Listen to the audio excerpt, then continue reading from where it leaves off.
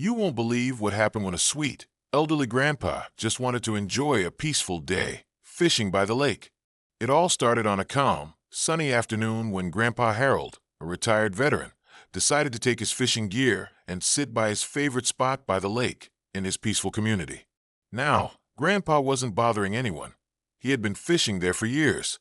It was his happy place, the place where he could relax and escape the hustle and bustle of daily life. Little did he know, the moment he cast his line into the water, he would be met with a storm of trouble from an unlikely source. The HOA Karen.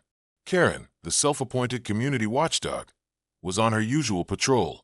As she walked her dog by the lake, she spotted Grandpa sitting by the water.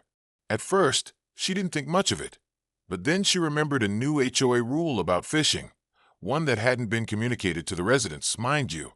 The rule, buried in the fine print of a recent newsletter, apparently restricted fishing on community grounds. Feeling entitled to enforce these so-called rules, Karen rushed home to grab her phone.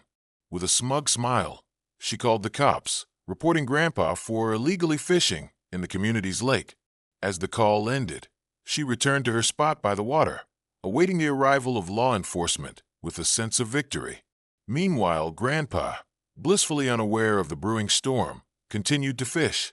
He had just caught a decent-sized bass when suddenly, the unmistakable sound of sirens broke through the peaceful atmosphere.